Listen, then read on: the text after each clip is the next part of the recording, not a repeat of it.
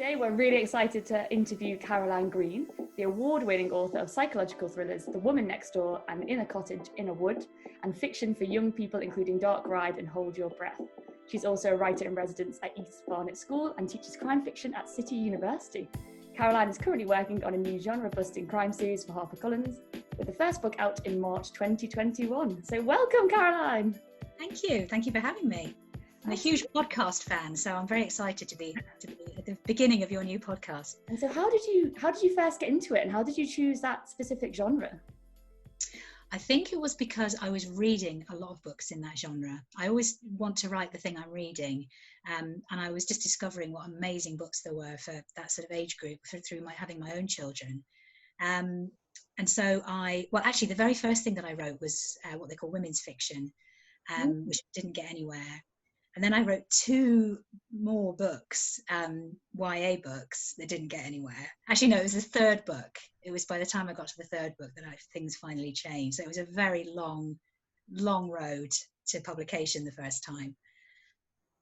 And Did you send your first sort of books off to try and get them published? So your women's fiction, did you send that off to publishers or to lit agents? Yeah, so what happened was I sent it off and followed all the instructions in the Writers and Artists Yearbook and sent it off. And I got a very famous agent sent me a positive response and said, "Send me the rest. I like it." And I thought I'd arrived. I genuinely thought, well, this is it. I could sit back and await my lovely book deal now. And she took a year to reject me. And during that time, I didn't write anything new. I just waited. I mean, I did have a baby, so I was quite busy. But I just thought, wow, I thought after all this time, there's no way that she'll just say no. But of course she did. So I thought, oh, this is a little bit harder than I thought. And then I wrote another book, I went to a big writing conference, the Winchester Writers Conference, and I won first prize in a competition. Yay, it was very exciting. I started sending that one out and I didn't get a single call in from agents, not one. So by this time, I'm thinking it's a lot harder than I ever realised. And it was the third book. And the third book, I actually started to be really organised, and I had it wasn't really a spreadsheet, but it was a list of all the agents that I'd tried and all the responses. And I kept a tally, and it got rejected 37 times before it got picked up. What an inspiring story. It was extraordinary. And I went directly to a publisher. I got a publisher rather than an agent. I got an agent later. Oh. Yeah, it's a funny old windy road. Yeah, you're not the first person that we've talked to who thought they'd had somebody interested really quickly, and then it took a year for them to actually find out that they weren't going to take their work. Oh, yeah. That was a bit of a surprise. And I think you sort of learn quite a lot, and I always pass this on when I'm doing teaching. Don't hang around. Don't just send it to one and then wait. You have to be really, really proactive and not let the grass grow under your feet. That's really good advice. How did you manage all the disappointment and that rejection? How did you sort of feel motivated to keep going? Oh, it was terrible. It was terrible. I always remember watching The X Factor with my kids, and it was at the very early stages when the sort of knockout bit. And I remember seeing these really hopeless people with their families saying, "Oh, but you're so brilliant, babe," and all this kind of thing. I remember one evening just thinking, maybe that's me. Maybe, my family are encouraging me when I'm no hoper, So I don't know how I did it really. I think, I'm very thin skinned, so I found it horribly painful, but I think I'm thin-skinned, but I think I'm also incredibly stubborn, as my family would tell you. And there was a little part of me, and there was a little part of me that just thought, right, I'm not going to give up. And also I think writing made me happy to write. I think I might have reached a point of not wanting to try and get published anymore, but I wouldn't have stopped writing because I feel a bit miserable if I'm not writing. That's really interesting. That seems to be another common thread with authors, where actually you enjoy the process of writing so much that it's that keeps you going. Yeah. Did you have any good mentors along the way to kind of, that you really trusted to review your work and give you feedback along the way? Early on, I didn't so much. I joined a writing website that was supportive because everybody was going through sort of similar things. I think as post-publication, I feel like now I've got an amazing network of friends to sort of, you know, help and support. But I think in the very early days, I didn't know anybody else that was writing. You know, it really seemed like quite a lonely thing to be doing. And then I discovered there was this whole world of writers out there that were all going through very similar things, you know. But yeah, you do need that online support, I think. Yeah. Do you now have a writers group? I know that's such a popular thing to have, where you sort of, it's almost like a book club, but where you all review each other's writing. Have you joined? No, I don't tend to do that. I don't know. I don't know whether. I mean, I think a few of my published friends do that. But I think it muddies the waters too much when you're actually contracted. You tend to have those conversations a little bit more with your agent. I think I've got a very good agent who's they're not all editing agents, and he is, and he's always got great ideas about things. I have lots of plot discussions. I do that. I'm in various Facebook groups with different writers, and we have loads of discussions about those things, but we don't tend to share. I mean, I've got a couple of very close friends that always read something before my agent sees it, which is brilliant. But in terms of writers groups, I did that more pre-publication, if you see what I mean, than now. Yeah, that makes sense. And so in terms of, I mean, you've written how many different genres? So you actually started writing women's fiction, which you said didn't get published at first. Then you started writing fiction for young people, which does have like a thriller edge, isn't it? That all your sort of thrillers for younger people. And then you've gone to psychological thrillers for adults. And now you're doing a new genre bend. So could you tell us a bit about how did that transition work? And how did you choose your different genres that you started writing? To be perfectly honest with you, I think I've got an incredibly short attention span. I think I've got the attention span of a toddler, and I get really bored. I get bored really, really quickly. And I think I have to be feeling the love about the thing that I'm doing creatively, if that doesn't sound naff. And I think, so when I made the move into adult fiction, I kept suggesting to my old agent, ideas, and she kept sort of saying, well, no, I don't think that's going to work. And it was starting to become really dispiriting.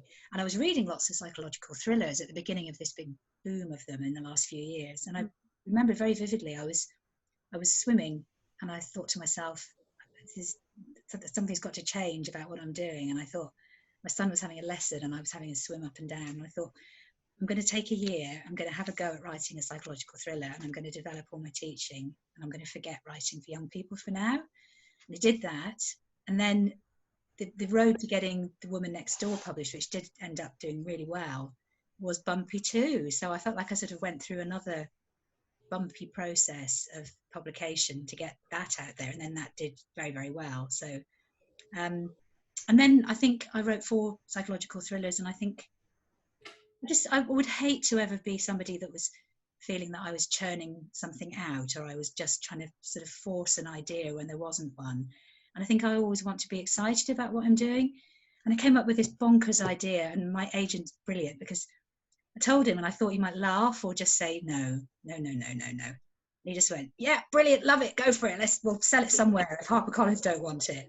And he was so enthusiastic that I really didn't expect, I'd come to the end of my contract and I didn't expect HarperCollins to want it, but my amazement, they did. So, wow. Yeah. Can you tell us about what that is, your new? Yes. So the really sort of splashy kind of description when I first thought of it was, is it okay to, I don't know if this is going to be to British listeners or listeners everywhere? Actually. Okay, so, apologies for the program that they may not know, but it was sort of Line of Duty meets the X-Files was what I thought of. Oh, sign us up, we're ready. Well, it's whether I can pull that off. That's the other thing. So I had this idea about there being, rather than it being like all sort of glossy and shiny like the X-Files, I've always been, I mean, even though I don't believe in these things, but I'm kind of fascinated by spooky things. I love ghost stories and things like that. I always love things like that. And I had this idea about this young police officer who was very, very in denial about that kind of world existing. Her mother was a dodgy old fake medium who was a bit of a crook, because she grew up in this house with punters coming in and out. And basically, she did have some abilities that she was in denial about. So she's done the thing that seems to her the opposite of that world, which is becoming a police officer. And then in the first book, there's a serial killer on the loose, and he appears to be stalking people pre-murdering them, through their nightmares. So he's targeting people who have sleep disorders. It's very creepy. I don't know where it came from.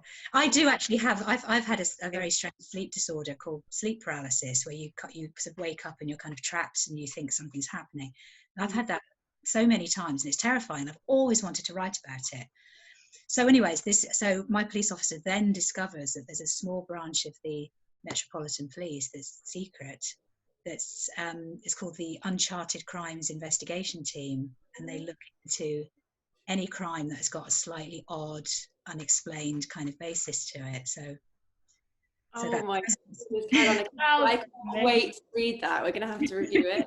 It sounds insane. That's kind of like, sort of like an obsession of mine is always, when you drive past, like around America, especially in America, seems to be like big random buildings in the middle of nowhere with huge barbed wire around the outside, and I'm always like, I think they're investigating aliens or something ridiculous. Yeah, they probably are, though, to be fair. But that's like taps into all of that. I think that would appeal to so many people because it's such an intriguing sort of marring of different things together. It sounds incredible. Oh, thank you. It's been great fun. I've finished the first one now. I'm just at the copy edit stage of the first one, and I've just started to put together a bit of a ideas on a whiteboard for book 2, and I haven't started yet, but I've got quite a lot of ideas about what's going to happen in that one. So is that your process then, Caroline? How do you actually go about constructing these stories and sitting, putting pen to paper? What's your process? I don't think this so much has happened on this occasion, but all the way through, consistently, I've had a very consistent starting point, which I think is coming up with a what if question. So with one of my YA books called Cracks, it was like, what if you could see cracks in the walls and nobody else could see them and weird things were happening? So I've always had this slightly esoteric kind of thing going on. And with my thrillers, I had this idea, what if a complete stranger just gave you an incredible gift that would change your life? So there's a young woman who's had a terrible blind date. She's walking across Waterloo Bridge just before Christmas. And she sees this woman standing in an evening dress, looking very lost, very glamorous woman. And she sort of feels that she must make conversation, even though she just wants to get home. And this woman says something very cryptic and thrusts an envelope into her hands and then throws herself to her death in the Thames. And my character's having a dreadful time. She's, everything's gone wrong in her own life. And she's been given a bequest of a cottage, and there's a very special sort of will that you can be given in those circumstances. I've got a friend who's a lawyer who checked it all. And so she's been given a cottage in Cornwall. You think, what could be better, So she heads off to try and change her life, but it turns out that the cottage is this horrible, tumble down place where strange things happen. So it's like, what if you were given an amazing gift, but it turned out to be something quite different? So quite often I have that kind of thinking, I think. I have to say, so I worked at Orion and I read that on submission. So we really wanted that book. I don't know if I was so nearly so close, like that close.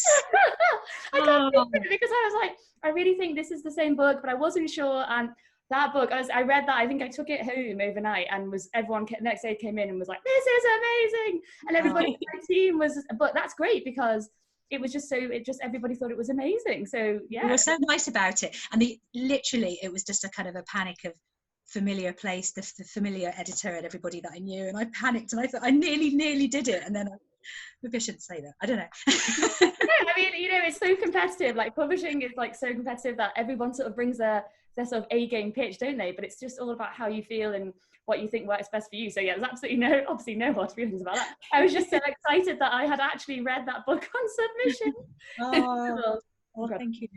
Yeah, so carry on, Caroline. I think that's a really good starting point for, when people are feeling stuck. Just start brainstorming mad what if scenarios. I mean, I can't remember now if this is what happened. I can't quite remember this process, but what if the X-Files met, Line of Duty? What would that look like? I think it can be quite a good way of, Neil Gaiman says something very similar to that actually, but it can be a good starting point when you're stuck, I think. Okay, and do you do that for all of your books across your, sorry, I was going to say, do you do that for all of your different genres, or have you developed a different writing style as your writing has changed? I think very often, as well as that question, I either have a particular sort of scene in my head and a sort of atmosphere. The sort of idea of atmosphere is really important to me. and a particular character being in that place. Like, for example, I wrote a book called Don't You Cry, and the setup of that was, again, it was a what if question. I had this fascination with the idea of somebody saving your life, a complete stranger saving your life. My character chokes in a restaurant on an olive. She's having a horrible evening and she chokes on an olive. And this waitress does the Heimlich maneuver and saves her life, basically. And my character says what you would say, we would all say to someone in those circumstances, which is, I can never thank you enough if ever I can do anything. And I thought, well, what if somebody did this huge thing for you and then they really called you on it? Like they turned up in the middle of the night having just committed a crime. But for the character of this waitress, it was so vivid in my mind that I'd started a different idea with her and it just didn't work. But she was called Angel, and she just was so real in my head. I sort of took her wholesale and then moved her into another book. So sometimes things might start with a character as well. And might just come to you sort of like in terms of finding those ideas, they almost, does the inspiration almost just land on you? So you sort of just think of these ideas, or is it usually like a pattern to how you'd reach your what if scenarios? Sometimes there's a bit of a pattern. I had this well, so for this new series I had this I'd always wanted to write about this sleep thing just because it's so creepy and horrible, and I've experienced it a few times. Have either of you ever had it? I have had it once. It's awful, isn't it? It's really, really awful. It's the scariest thing that I think's ever happened to me, because you feel like somebody's like sitting on your chest and you're slowly like dying basically, but you can't move. And you can have incredibly vivid hallucination at the same time, and they do think, which I think is quite comforting in a funny way, they do think it's the explanation for lots of spooky things that happen to people, that it is a dream. It's literally your brain doing it, which I think is quite comforting. And also alien abduction stories, I think it's behind lots of alien abduction stories and everything. So I did want to write about that. So I came up with this real world idea of this killer who somehow targeted people in that way. And then I had a conversation with a friend, and she misunderstood and thought it was kind of supernatural. I said, no, I'd have to find some logical way for it to happen. And there was one evening when I was literally about to get into bed, and the thought just came into my head, what if you were just really brave and you made it a supernatural book? And I stopped like in the middle of the room and thought, no, and my heart started beating really fast, and I thought, no, nobody would ever buy that. How could you get away with that?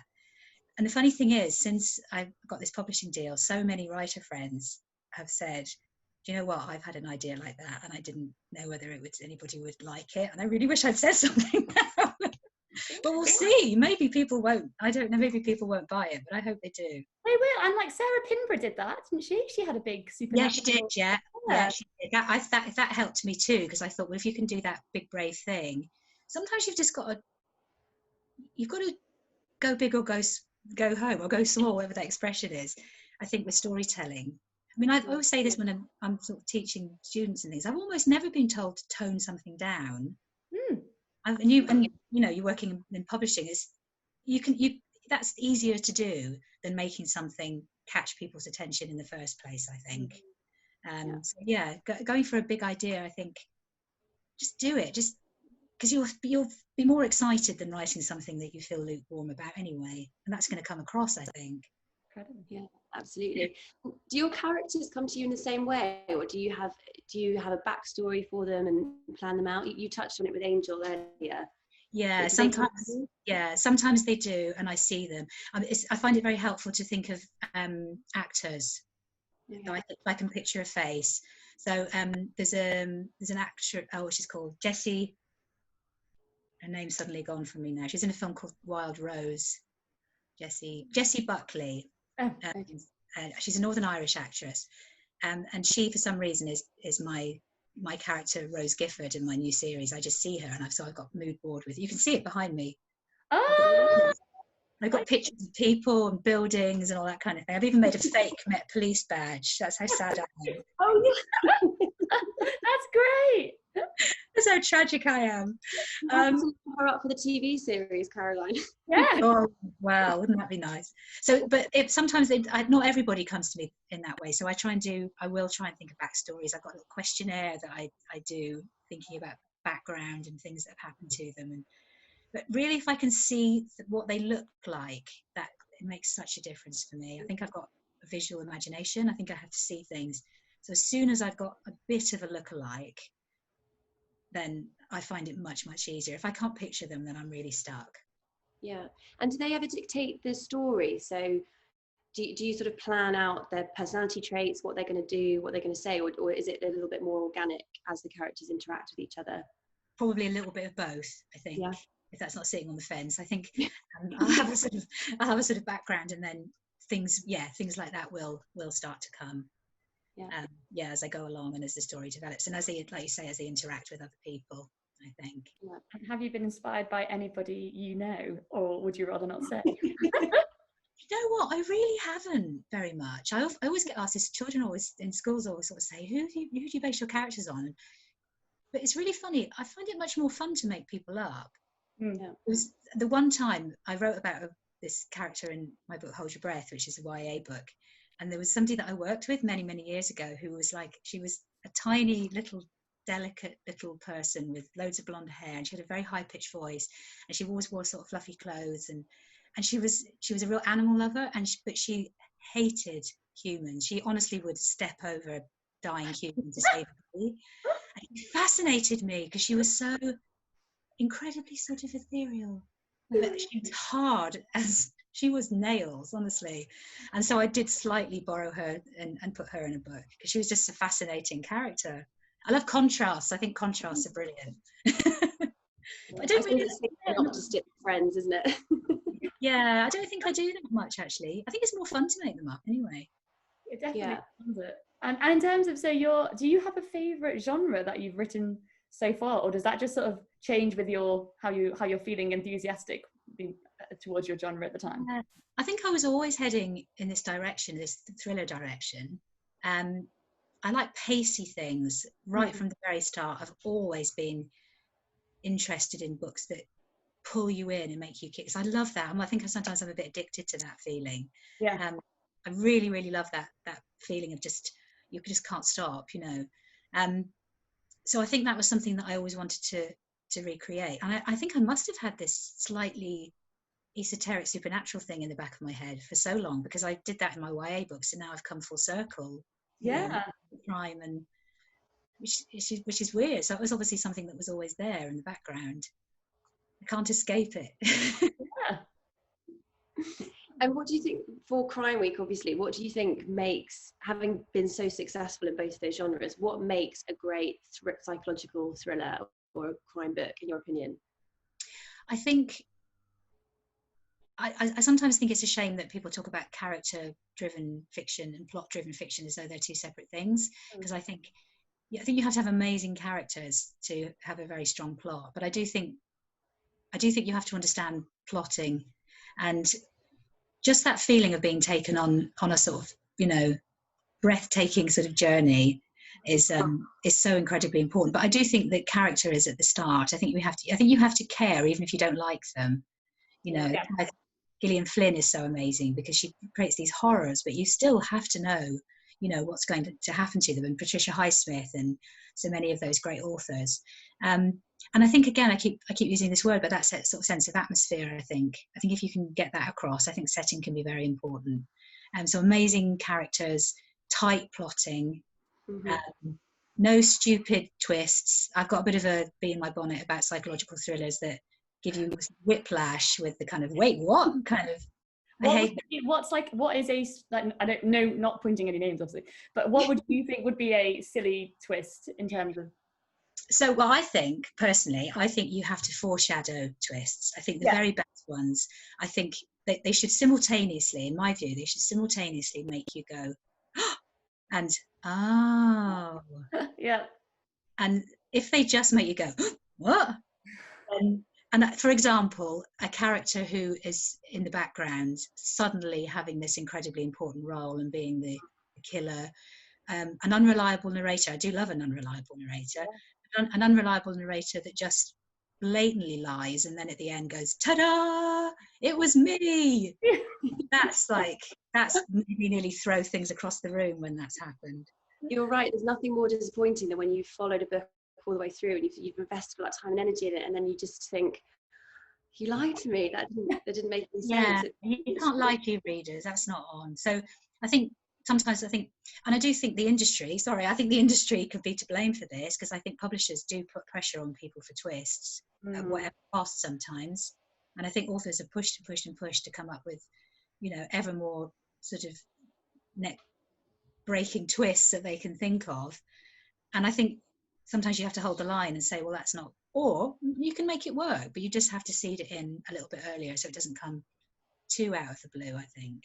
So in terms of your writing process, you take your first manuscript and you send it to your lit agent, would that be more of the collaborative process, and then you would then have to have the collaborative process again with your editor at your publisher? Have you found it quite like that, or do you think after your first lit agent edit, it's kind of quite smooth sailing in terms of how the plot's been formed?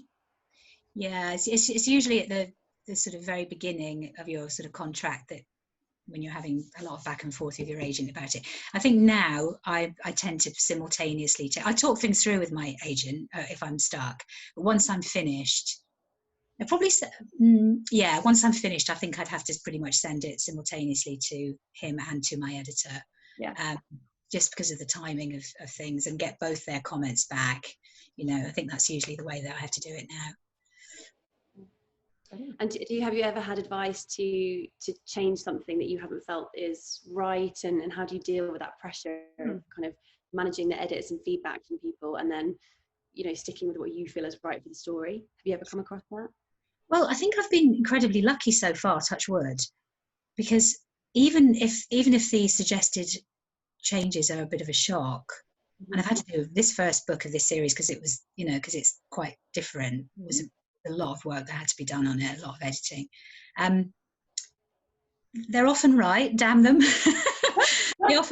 One thing I have realised though, is that sometimes editors will say, this such and such isn't working, why don't you do this? You don't have to do that thing. All that's happened is that they've identified the problem, and you have to fix the problem your own way. And I've never ever done that and had an editor or an agent go, yeah, but you didn't do the thing I said. They just know that something doesn't quite work and then it needs fixing.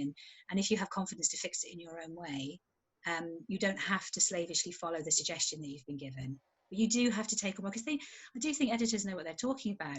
They're seeing it in a different way, definitely seeing work in a different way.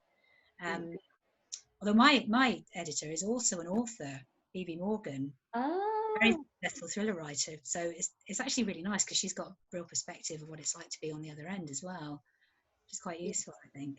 I think that's a really good tip for new writers, especially, that you don't have to follow verbatim the notes you get, because I don't think I would have known that. So that's actually really incredible to know.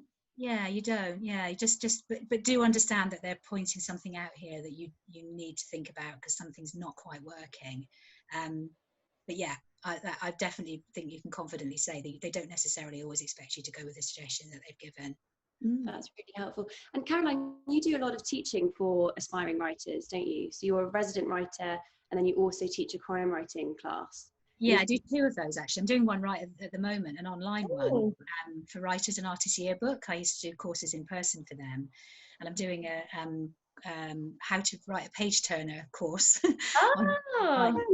which is the first time I've ever taught like this. So it's all been quite new. All online now, currently. Yeah. So obviously, living in this time, all that's kind of changed. So it's been that's been a bit of a change to my work life. My course is kind of disappearing for the moment, apart from this online one. So I wonder if it will actually open up more opportunity for people to do those courses, because you can do it a little bit more easily from home. But what are the common challenges that aspiring writers come to you with? What do you sort of most help them with? I think people don't understand plotting, and I often think that you can't teach somebody to write beautifully. You can't suddenly, you can teach them how to, to understand how to write description and all that kind of thing, and all these different techniques you can use. But I do think you can teach people to plot and to understand plot.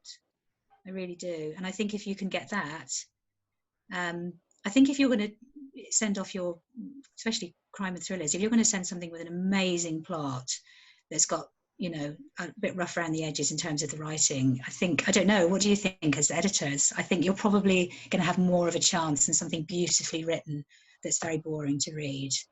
Yeah, I think that's right. I think because it's such a collaborative process to a certain degree, I think that if the plot's there and, you know, there's really great ideas, I think that's definitely going to pique people's interest for sure. Yeah, I think you have to. And I mean, and one of the you know, the simple ways to understand plotting is just to read and read and read and read and watch amazing films and television and try and understand them, the mechanics of them and how they work.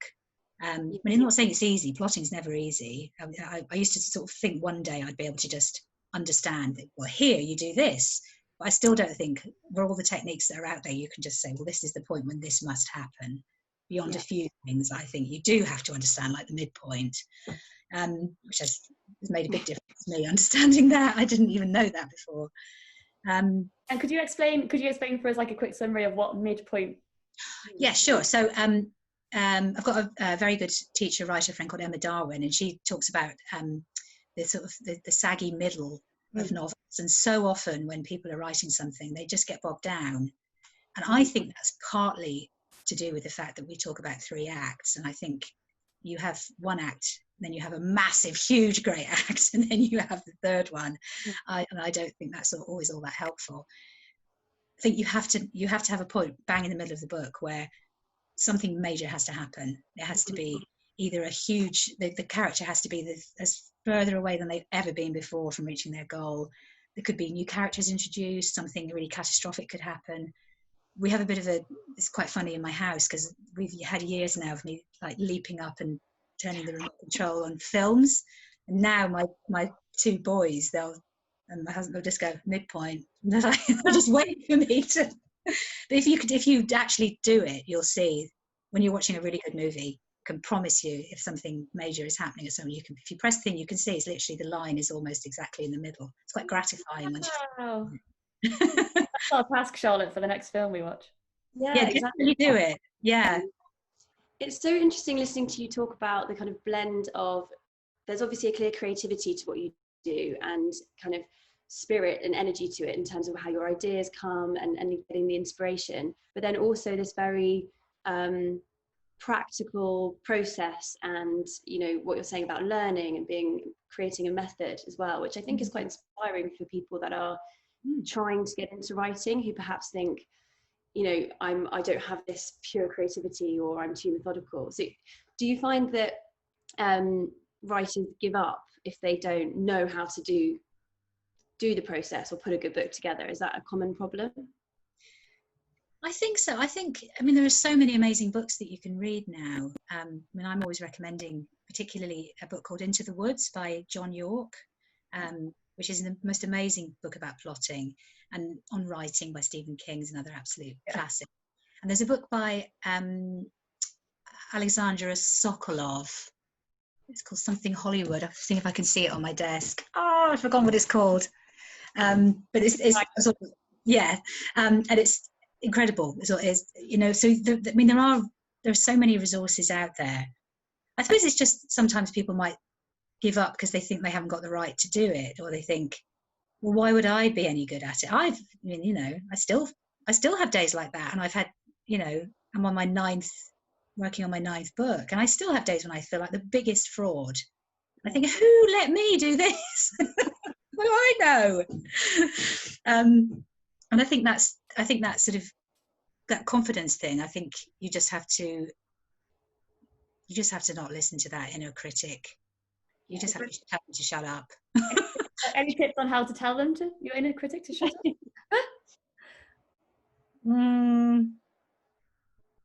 If you can picture them, people always say if you can picture them, then you can just sort of imagine them kind of as somebody ignoring. I think that can be quite a good tip. I don't know whether I actually do that or not. I don't think I do, but they do say that's one way to do it. I don't know. I wish I had the answer to that, because I have days when mine is bellowing in my ear and I'm not very good at getting rid of them, but I somehow found a way to to work through it. Yeah. And have you? Yeah, it is. And have you ever had writer's block, or is that something that you've never experienced? Oh yeah, no, definitely.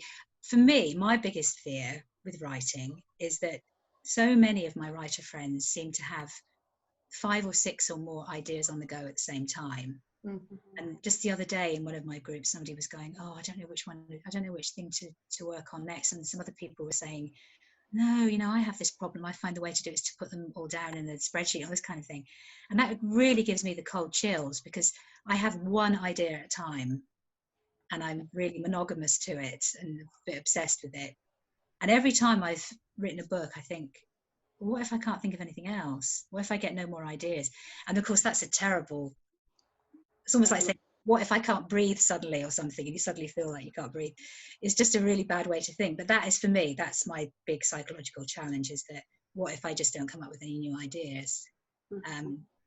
Touch wood, so far I always do, but that's the thing that really frightens me. But in terms of like having a day where the writing's not flowing very well, I'm a big one for music, for playlists. I have particular playlists that I just listen to really obsessively for certain books, and I just have to put noise cancelling headphones on, get myself into that mentality, and just sometimes you just have to keep writing, even though it's not good. You have to get the words on a page. So you're quite methodical about it, whereas you wouldn't say go away and do something else and then come back to it later. You're quite sort of... I do sometimes. It depends on how bad I'm feeling about myself. If I'm really feeling terrible self-hatred for not having achieved anything, I can't go off and have a walk. People always say, go and have a walk, because then I'll just feel miserable. I have to do something before I can allow myself to get up. You kind of get through that barrier. Yeah, I think you have to sometimes, because, it's not easy writing sometimes. It's not working down the pits or working for the, doing a really proper job, but it's not always easy to get those words on paper. Sometimes you just have to be a bit kind to yourself and just say, just get it out, shitty first draft and all that. Yeah. I speak to a lot of sort of aspiring writers that don't, they can't find the time, or there's always a sort of excuse that stops you from sitting down with your writing. Would you have any kind of advice for them about getting on with it? Give yourself permission.